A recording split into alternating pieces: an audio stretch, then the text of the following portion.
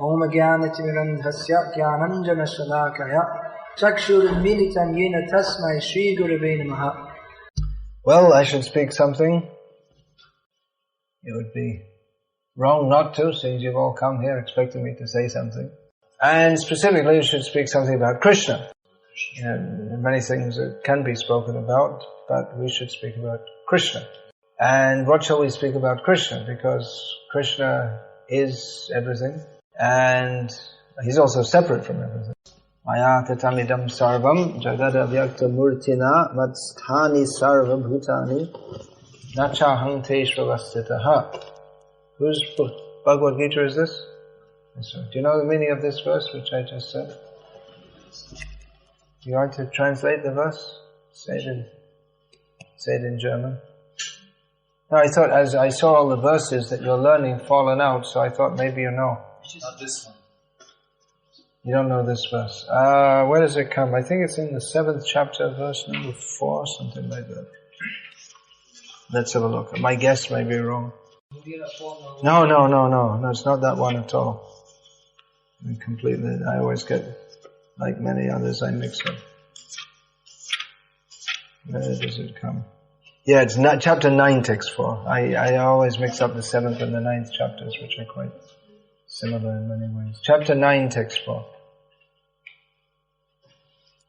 Okay, please read out the translation.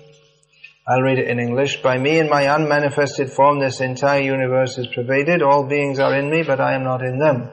So everything is in Krishna, but Krishna is separate from everything. Does everyone understand that? Well, it's not understandable by mundane intelligence. Therefore, Srila Prabhupada begins this purport by quoting Atashri Krishna namadi nabhaved grahyam indriyai sevon mukhehi jivado swayameva spurati adaha, which you can also read the translation of. The name, form, qualities, pastimes, etc. of Krishna cannot be understood by the mundane senses. They're not accessible to the mundane senses, but when those senses are purified by the attitude of service to Krishna, beginning with the tongue, the senses are engaged in Krishna's service beginning with the tongue, then Krishna manifests himself to such a devotee. Krishna is transcendental. We've all heard this word transcendental. It's a fashionable word among people who consider themselves spiritual. What does it actually mean? It means beyond the conditions of this material world. There are certain Sanskrit terms which correspond to transcendental, which mean transcendental, or they parallel the word transcendental. We can quote these because these are the technical exact terms by which the science is to be understood. So one term is Maya Atit, Maya Atita. Word you can say. Just say word, isn't it? Yeah, word, yeah. But term has a slightly different meaning. It may not mean just a word, it can mean a group of words also. Anyway, we don't have to get into philology here. As Sridharananda Maharaj does in the lecture. Anyway,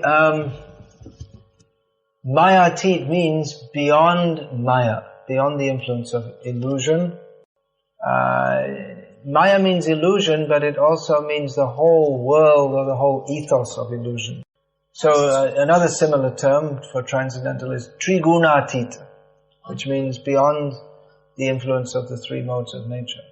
Atita. So how can we understand Krishna? If he's beyond, we are in this material world, so how can we understand Krishna?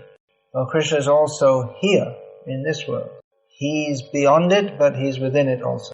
And everything is related to Krishna. Krishna also personally comes to this world, as we see in this picture.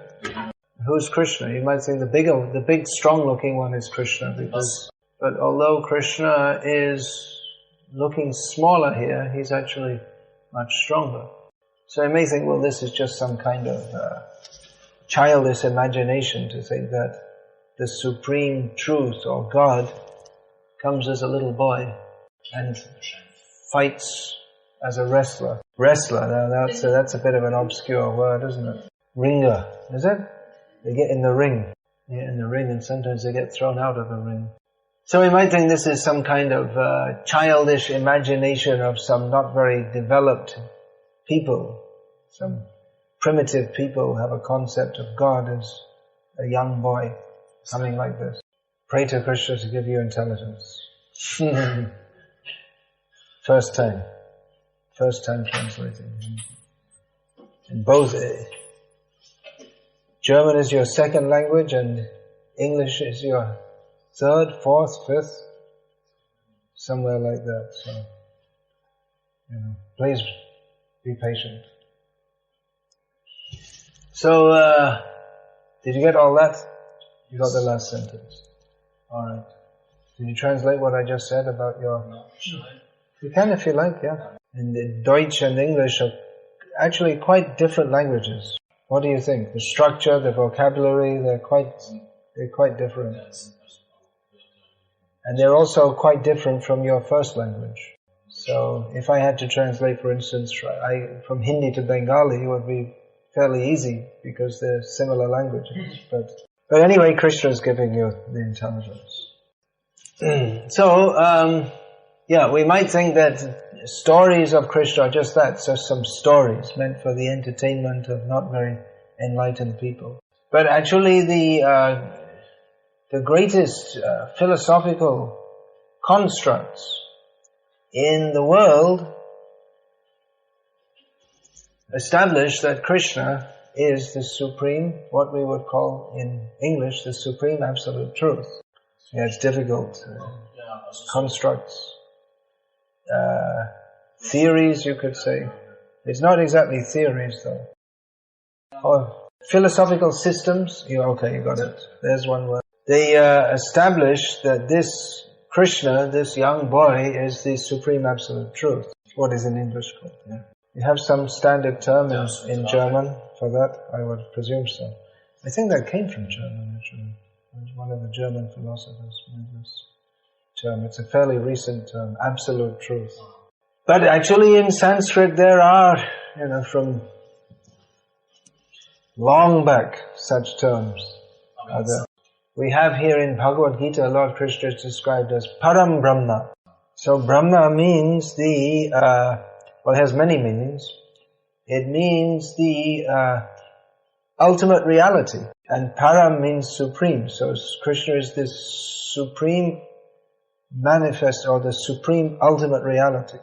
The first verse of Srimad Bhagavatam gives a concise definition of the supreme reality. Who is Krishna?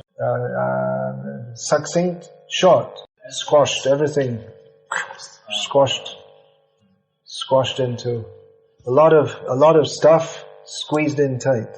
Yeah. And then the rest of the Srimad Bhagavatam is simply explaining this first verse. So let's get the Srimad Bhagavatam. Is that the first canto, part 1? Okay, so in the meantime, you can find that verse. Om Namo Bhagavate Vasudevaya. Yeah, it's in German. That's why we got it. Janmadhyasya yaton vayaditaratas chatesh vabhijnaswarat tene brahma hridaya adi kavaye muhyanti yat suryaha tejo vari mridang yatha vinimayo yatra trisargo mrisha dhamna svena sada nirasta kuhakam satyang parang dhimahi. Please read the translation. It's in Polski. Oh, you don't have it in Deutschki? No. Okay, well, I guess I'll give a translation off the top of my head. So, this begins with the word Om, which is the summation of all the Vedas. It's the compressed Vedas. Then Namaha gives the sense of subordination. We are offering our respects. I mean, every one of these words needs an encyclopedia to explain it. So I'm just saying briefly here. And actually that encyclopedia is Srimad Bhagavatam. And then the Bhagavatam has so many commentaries on it also to explain further. And there's no end to explaining Krishna. So Bhagavate means unto him who is possessed of all transcendental opulences. Yeah, it's an important word in Krishna consciousness. You need this word. And Vasudevaya means, well, there are various meanings. One, who is all-pervading, and another is, who is the son of Vasudeva. Vasudeva and Vasudev. The son of Vasudeva is Vasudeva. Right, they have said in German. That's a patronymic name. A patronymic name. In Slavonic languages, they have patronymic names. The name is derived from the father's name. In German, I don't think. But they have in every language. In English, they have Johnson, like that. Harrison, so many. Smithson. Erickson, like that. So, it appears to be a contradiction that who is all-pervading is the son of Vasudeva. But that is another, we said that Bhagavate means full of all opulences, so that's another opulence of the Supreme, that all contradictions are harmonized in Him. Sorry, this is getting a little difficult. Because He is transcendental to material nature, He is not bound by the conditions of material nature. He is beyond the three main limiting conditions of material nature, which are time, space, and who can think of the next one? The three are time, space, matter. Well, space means everything within it also. In this context, space means everything within it also. The third one is thought, that He's beyond what we think is possible. Krishna is beyond that imagination, beyond our thinking ability. So Janmadyasya yataha means, now there's the description of the supreme ultimate reality. So the basic description is that reality, or that entity from which everything emanates, by whom everything is maintained. First of all say that entity from which everything emanates. Sorry, somehow or other I got into a really tough. That entity from which everything emanates, that which is the source of everything, let's say it in an easy way, that from which everything comes, that in which everything exists, and by whom everything is maintained, and who affects destruction also. So there's three things: creation, maintenance, and destruction. Everything is created, maintained, and destroyed by Him, but He is not created, maintained, or destroyed. He's of a different category altogether. Anvriyad iterateshva vijnaswarat. So He is, I meditate upon Lord Shri Krishna as He is directly and indirectly conscious of everything, yet He remains aloof. Just say little by little. He is directly and indirectly conscious of everything, yet He is independent of everything. By Him, Vedic knowledge was imparted into the heart of Brahma, the first created being. And by Him, even great philosophers and highly advanced demigods are bewildered. And that bewilderment, an example is given of that bewilderment. It's compared to a mirage, just like one may see water on land which doesn't really exist, or one may see fire in water. He is Amrisha, beyond falsity. The falsity is in this material world, but He is beyond that falsity. Non-truth. And He always exists in His own transcendental abode, which is free from illusion. This material world is full of illusion, but His own abode is free from illusion. He is the supreme reality, the supreme truth, and He is to be meditated upon. We meditate upon Him. So, I remember first reading this, and it's a tremendously powerful and definitive statement. And I'm still reading it and meditating upon it, and it remains a tremendously powerful statement of the Supreme All-Powerful. But maybe the most amazing fact about Krishna is that he's not only all-powerful and all-opulent, but he's also all-sweet, all-loving. But we cannot actually know what is sweetness and loving according to our experience of sweetness and loving in this material world. Bhagavatam introduces us to that person who is the supreme reality, which is a shock to many philosophers who presume that the supreme reality cannot be a person, because a person is limited. Every person has limited intelligence. For instance, every person has limited physical strength. Every person has limited span of life. We're talking about the three limits. One of them is space, so we're limited by space also. We're sitting here in Neuheim. I got it, right? So this body, which corresponds to the person, or is intimately linked with the person, is here, and it's not in Bonn or Freiburg, for instance. And specifically, it's here. It's not even on the other side of that divide. What to speak of Bonn, which is a long way away. It's specifically right here. We can state mathematically the position in space. But Krishna, he is a person, but he's not limited by time, space, or thought. So, even though he is a person, and just like he appears in the wrestling arena, but he's simultaneously present in every atom and in everyone's heart. And everything is present within him, in his form of Mahavishnu. Everything emanates from him.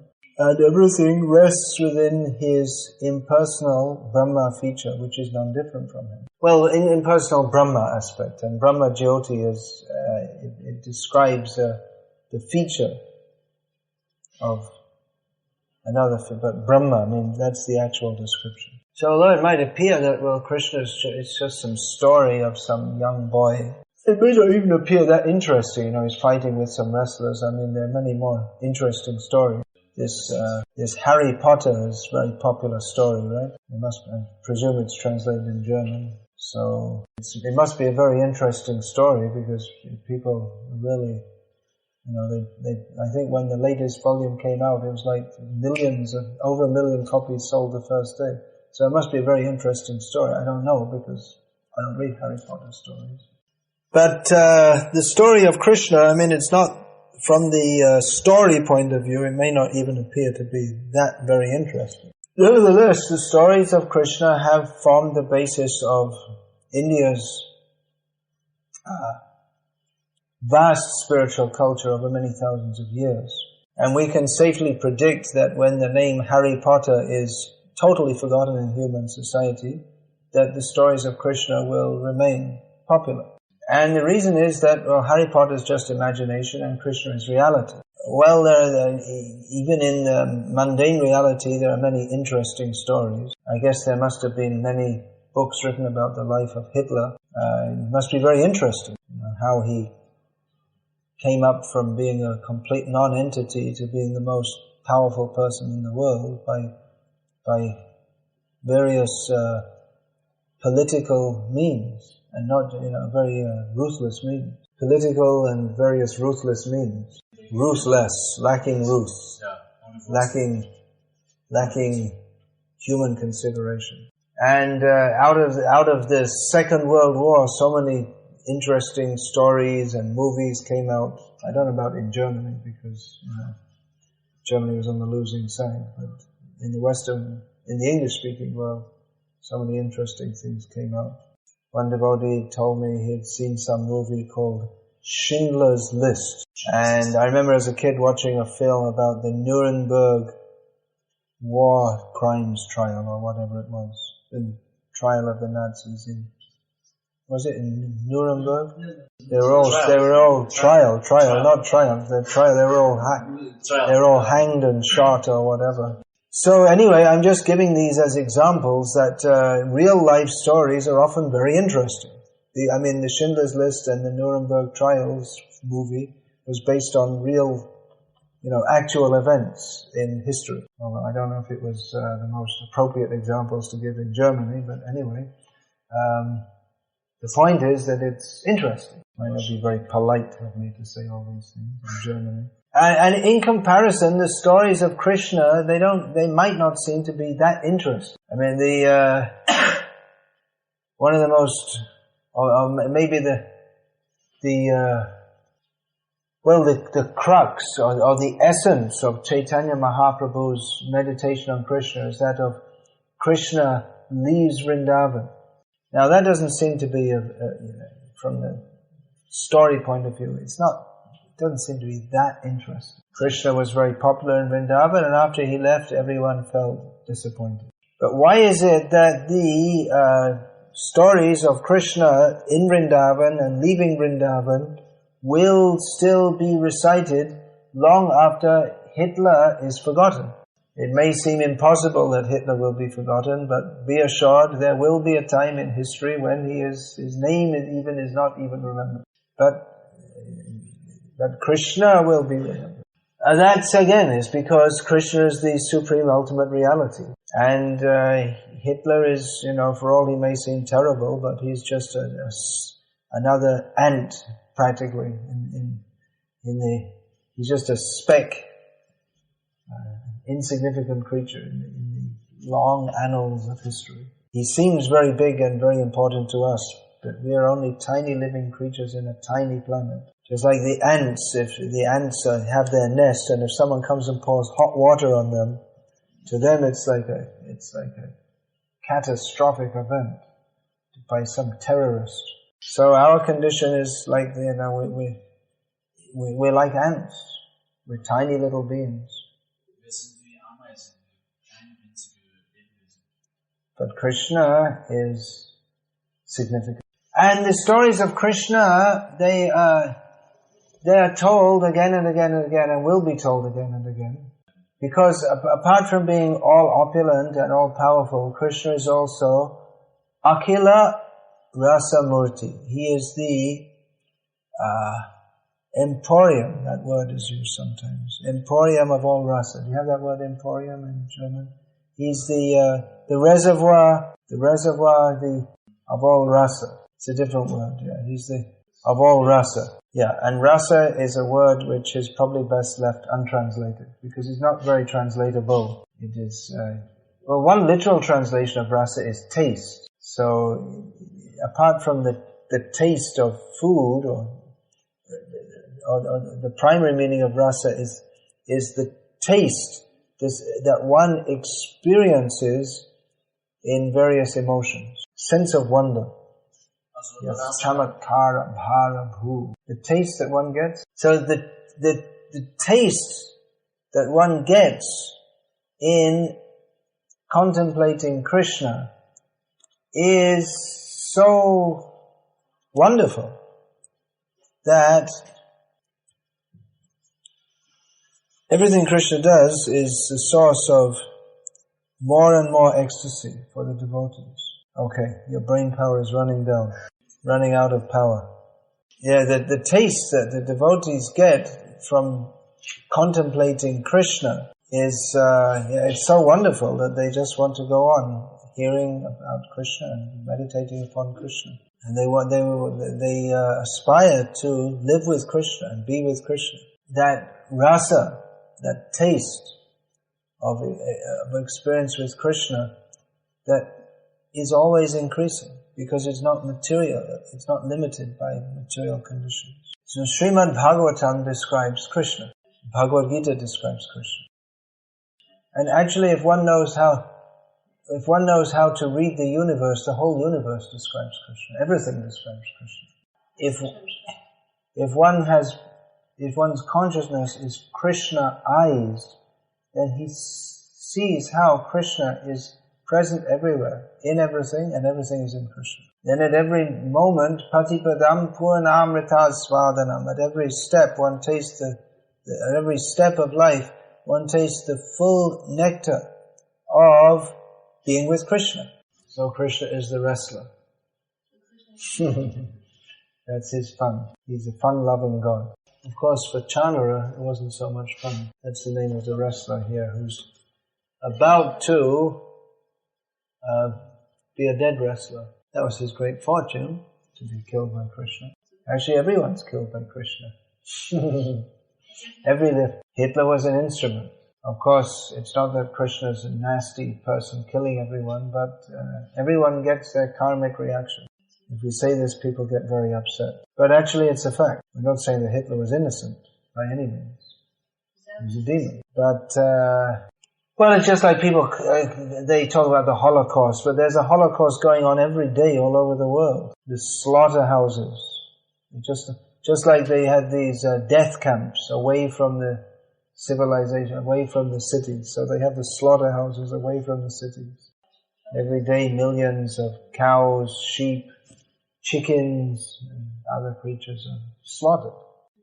So, well, that's another angle of Krishna conscious philosophy. There's so many ways, there's so many points to discuss. It actually gives a completely different perspective. It's very interesting. I just came from Russia. One interesting point, I just came from Russia. And I was showing one of the devotees there. I was discussing some points with the devotee there. And somehow we were talking about, some years ago there was some war in Serbia and what's that place near to Albania? No, not that war. Another war came after that. Kosovo, yeah. So in the Western world, we heard of all the what's the word? The horrifics, atrocities committed by the Serbs. Atrocity means atrocious activities. Things like, going into a village and killing people and hanging them upside down from trees and raping all the women and burning villages. Anyway, we heard about what the Serbs did to the Kosovs or whatever they are, Albanians. But on the Russian side, because they supported the Serbs, they heard about all the bad things that the other side did to the Serbs.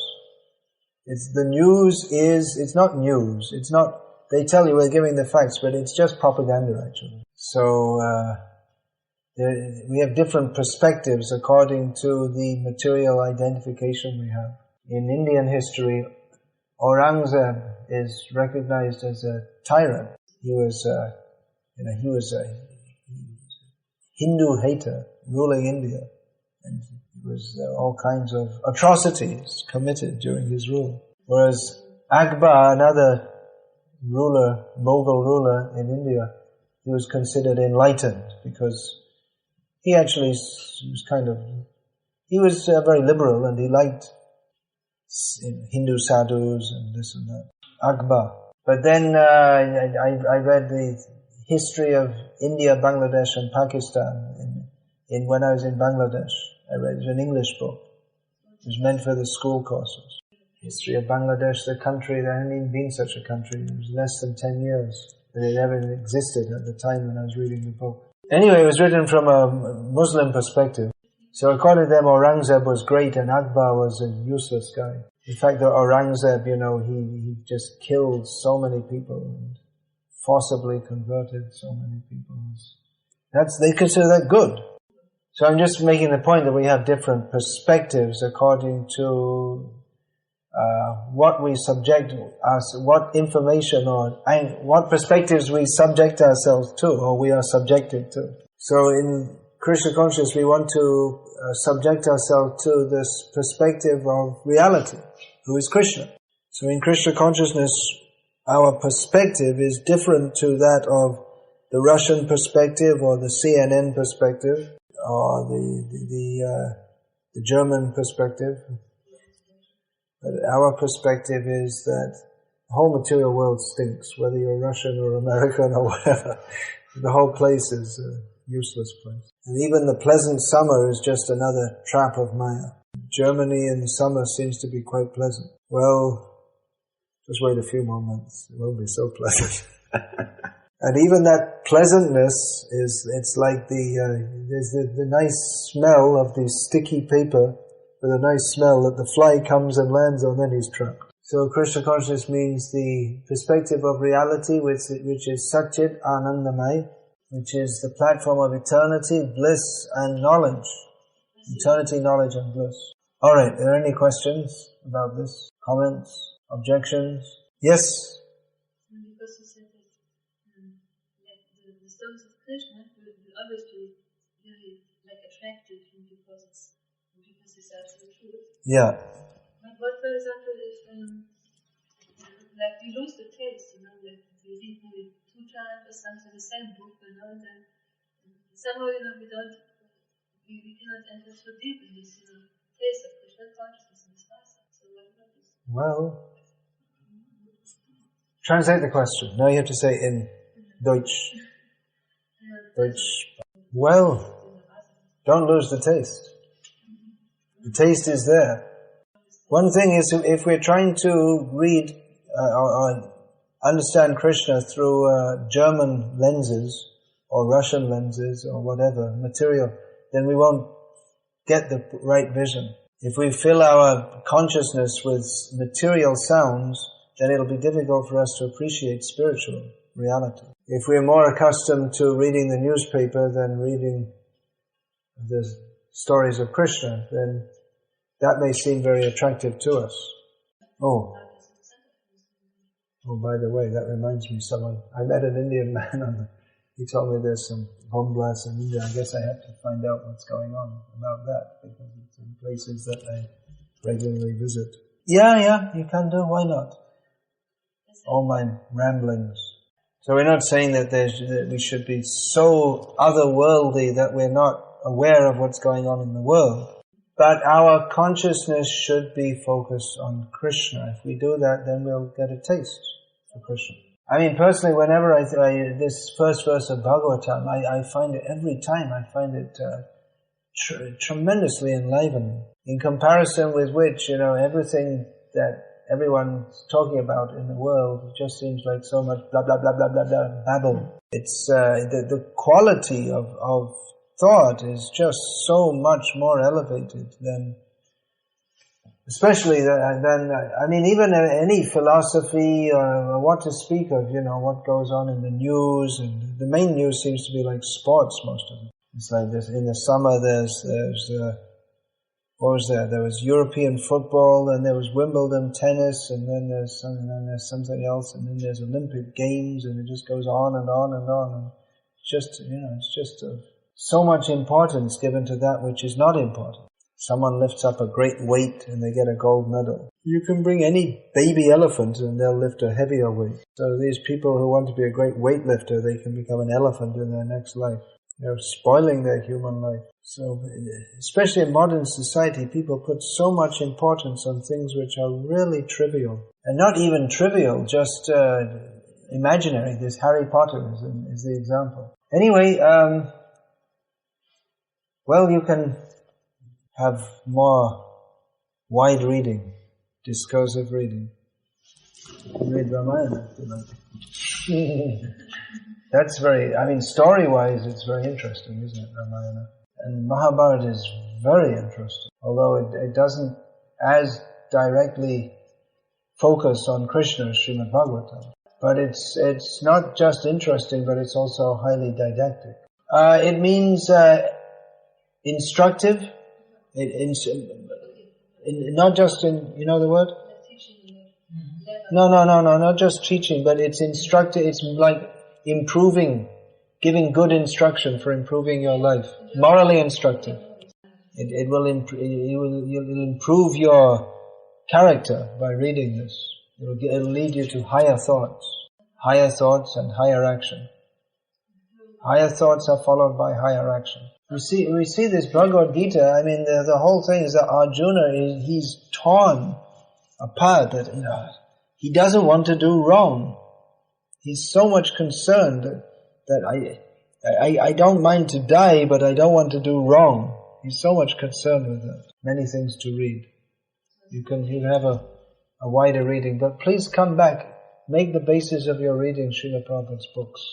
There are many books published in and around the Krishna conscious movement these days. And I'm also writing books. Some of my books are available here. So this is all good. This is all meant for the glorification of Krishna. If it is meant for the glorification of Krishna, it's good. Some things are more peripheral, like Ayurveda and things like that. But Srila Prabhupada's books, they remain in a category of their own. Because Srila Prabhupada is the great pure devotee of Krishna who is specifically sent by Krishna to present knowledge of Krishna to the world.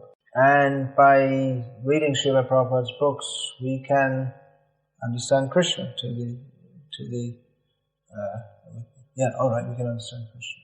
So other books, they are continuing that tradition, but they are supplementary to Srila Prabhupada's books. Is that alright? Yes, please. This is inspired.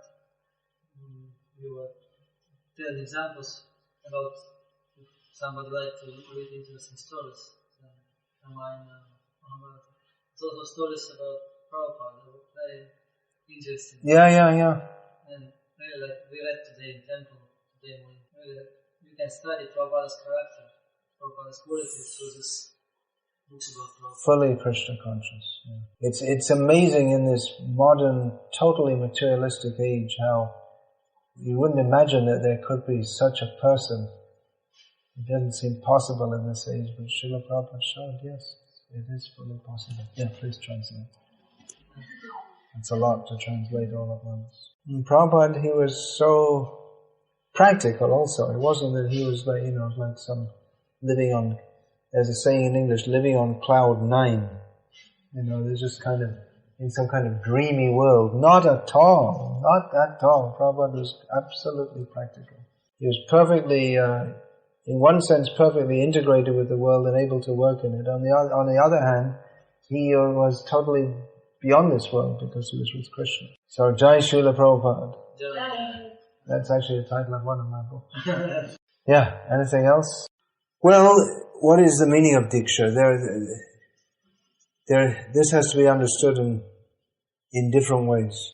This shastric definition is there. Divyam jnanam yato dadyat purva papasya sanshayam tato diksha vidhanena dveshikas tattvako vidai. People who know what they're talking about, they say that Diksha is that process by which transcendental knowledge is transmitted and thus sin is completely destroyed. So that's the definition of Diksha, or rather, that's a definition by giving the effect of it. What is the... Now there's also the ceremony of Diksha, which according to Shastra and tradition is given by a person. Wait a minute, I didn't finish, it's a big topic. And there are certain elements of that Diksha. This, Bhaktivinoda Thakur wrote an article on this called the Pancha Sanskar, the 5 elements of the Diksha ceremony, which are the giving a name to the disciple, which requires a person to give that name. Giving a mantra, speaking the mantra in the ear of the disciple. Giving tilak. Traditionally at the time of initiation, the guru actually applies it physically on the body of the disciple. That's pondra, and then there's tapa, which means to, literally means to brand the hot marks of Shankha Chakra Padma Gada on the body. And anyway, the essence of that is, the essence of Diksha is Shiksha, but there's also a particular ceremony that one sits in so that one becomes accepted as a Shishya, or a disciple. Shishya means disciple. Just like a disciple is connected with the word discipline, the Shishya, which is the Sanskrit word for disciple, is connected with the word Shashan, which means discipline. It means, it literally means ruling over.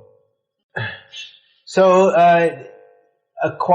if one is very advanced, one may acquire spiritual knowledge by mystic union with the previous acharyas. That's possible. Or even, we find Haridas Thakur, we don't find that he has any Diksha Guru. We're not aware of any Diksha Guru of Haridas Thakur. No, you're way out chronologically. Jagannath Das Babaji comes many generations after Haridas Thakur. Oh, in our list, we don't, the initiating Guru of Jagannath Das Babaji, who is Madhusudan Das Babaji, his name is not given.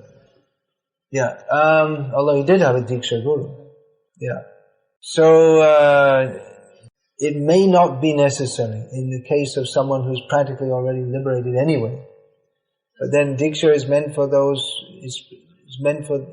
particularly meant for those who are not liberated. But Krishna himself, who is the Guru of everyone, showed the example of the necessity to accept a Guru by himself going to a Guru and learning physically and serving.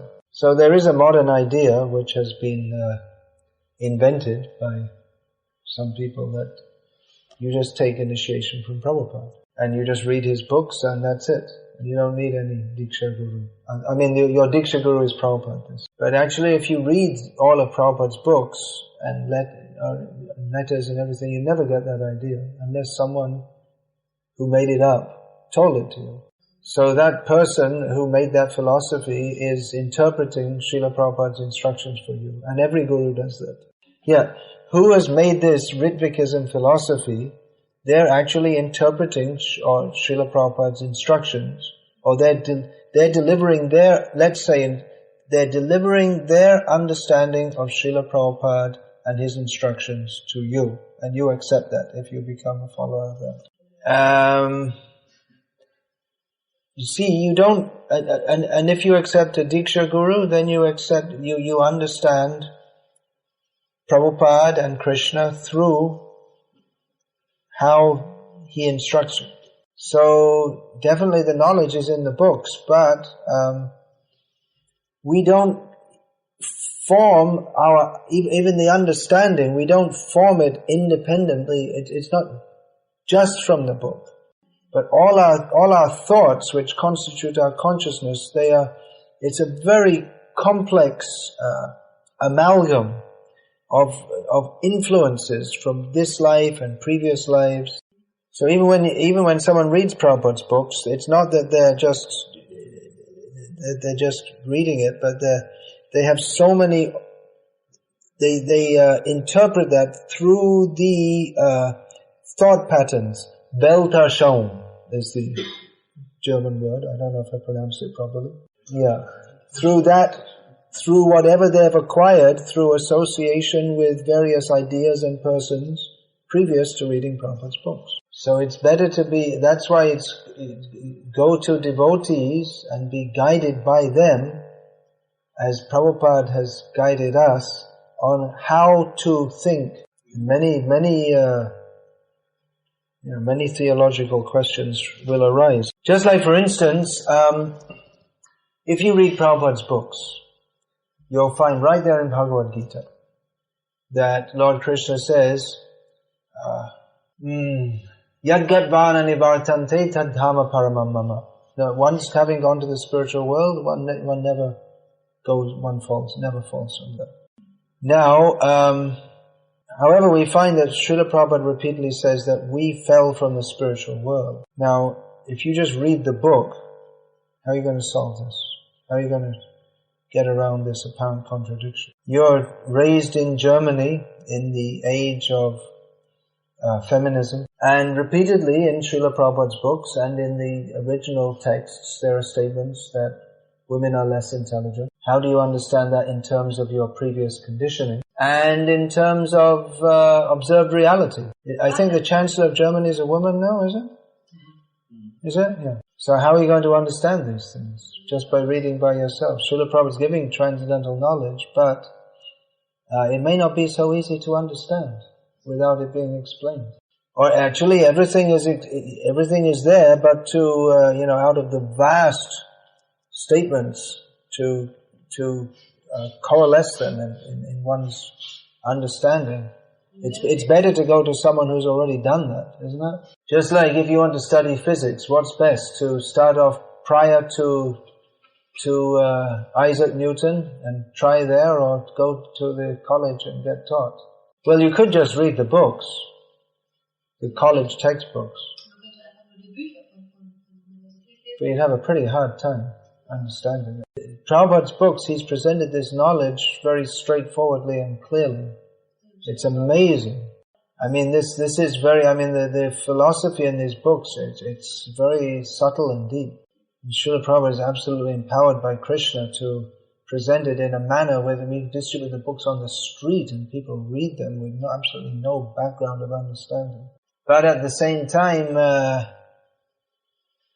it's just like that you go to the university to study. So, in the same way, those who have been studying these books for many years, who have been practicing that for many years, who have been trained in that for many years, they can certainly help you through the various philosophical and theological depths or difficult points. And it's actually devotional to do so. We're not just talking about knowledge here, but we're talking about bhakti. Divya Jnana means knowledge of bhakti. Divya Jnana means spiritual knowledge. It means knowledge of bhakti, of love of Krishna. So the Vaishnava culture of Guru Bhakti, it's intrinsic to Krishna Bhakti. And the idea, I don't have to learn anything from anyone, it's antithetical to Bhakti. I can just do it by myself. I mean, Guru Bhakti is so much part of the culture of Vaishnavism, to say that, you don't have to personally serve anyone, you don't have any person that you interact with. It's just so antithetical to bhakti. I mean, the persons who made this up, they're the Protestants of the Vaishnava world. It's like that. It's something like that. I don't need, of course, it's me and Jesus. I read the book and it's between me and Jesus. That's all. And reject. There's no saints, there's no spiritually advanced people, and they're all, everyone who others see as a saint, we are more intelligent, we see they're all just bogus people who are exploiting others. That's the way they see it. No faith in any Vaishnavas. Wherever you see a Vaishnava, you immediately look at him and say, what's wrong with it? Try and find out the faults. That is the practical effect of this Ritvik philosophy. And it's just so stupid, I just can't. I mean, no doubt there have been severe problems in our ISKCON society. It's a difficult time in many ways. It's a difficult time in many ways. But this so-called solution is, it's throwing out the baby with the bathwater. You must have. You would say that in German also? We've had so many problems with gurus in ISKCON, therefore the solution is no more gurus. I've seen their newsletter, and sometimes it's just ridiculous. I mean, I was seeing one thing, they were criticizing Lokanath Swami he's giving a series of lectures on Srimad Bhagavatam, and at the end, so many people purchase a full set of Prabhupada's Bhagavatam, and he signs it for them, and they're saying, who is he to sign his name in Prabhupada's book? He's just encouraging people to take that. They've heard from him, they have faith in him as a representative of Prabhupada and the Bhagavatam, and they want his blessing, they want to take it with his blessing, they feel encouraged by that, and all these people can do is criticize.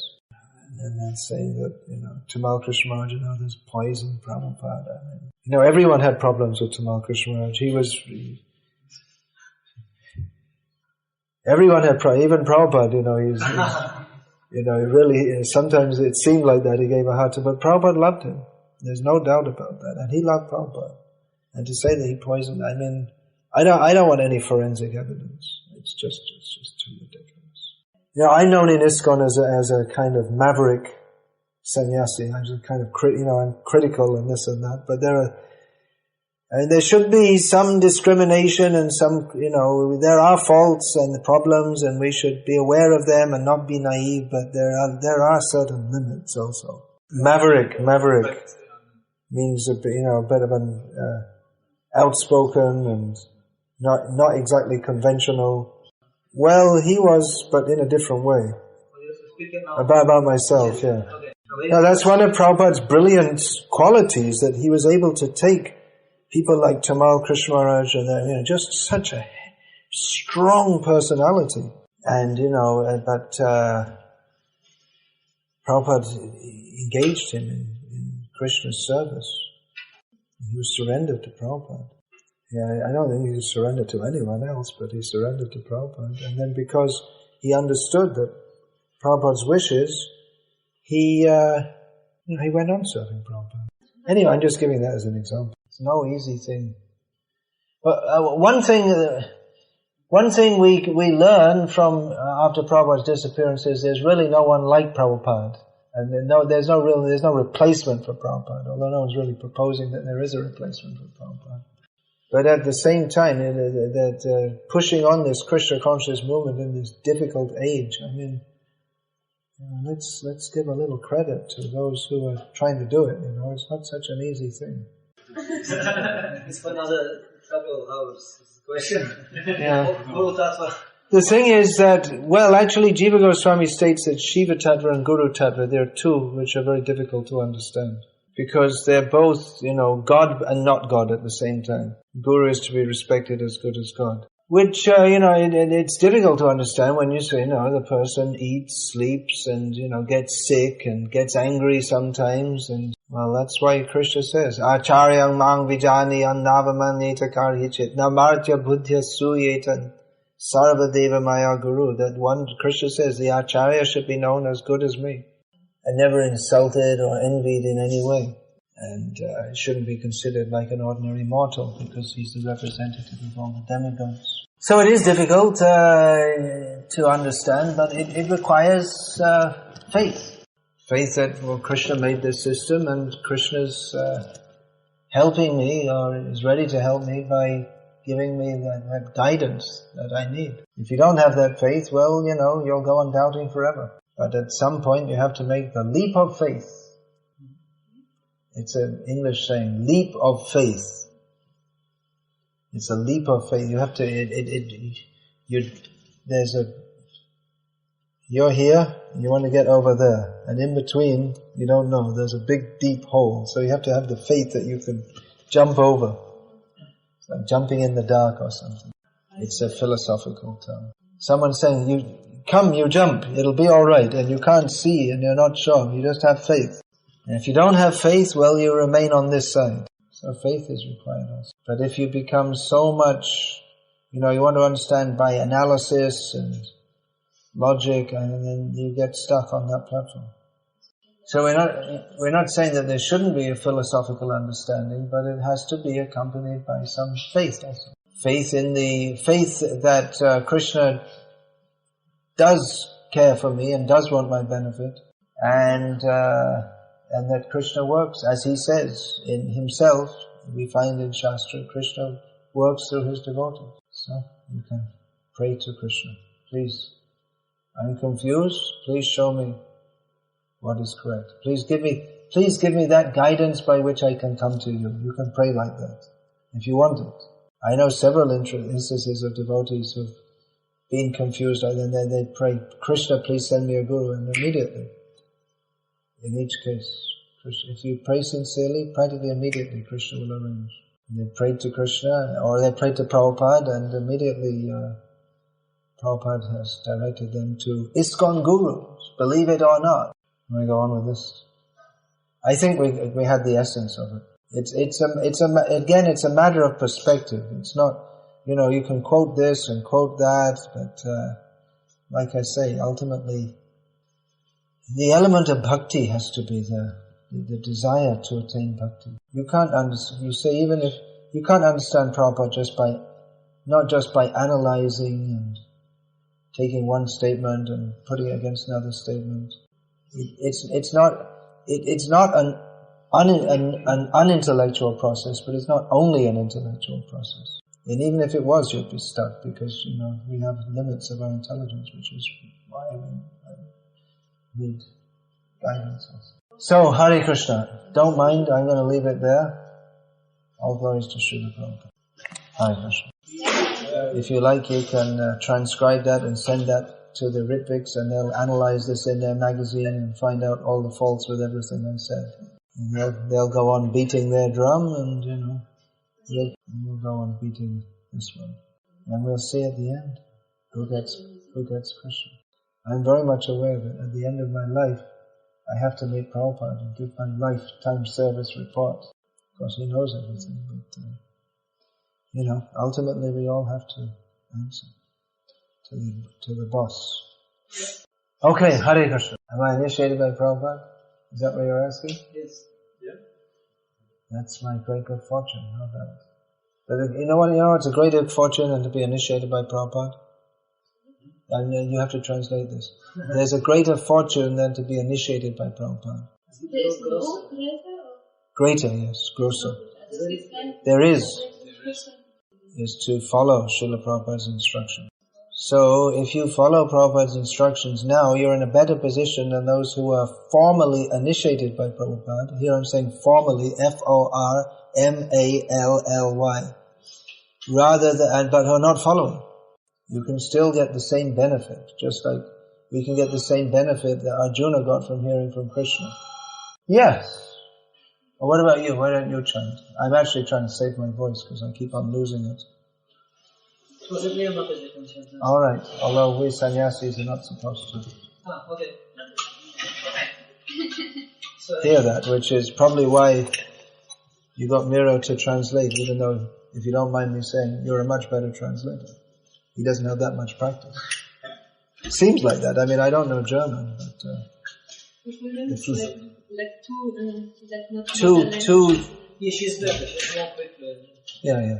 I'm not criticizing her. I'm just making a statement of fact. Maybe with the dreads, but from the Bhakti point of view. I don't know. It's difficult to measure. Oh, one other thing, just before you start, Oh, I see. So play them quietly, one thing I want to announce before everyone starts to break up is that I also have some books here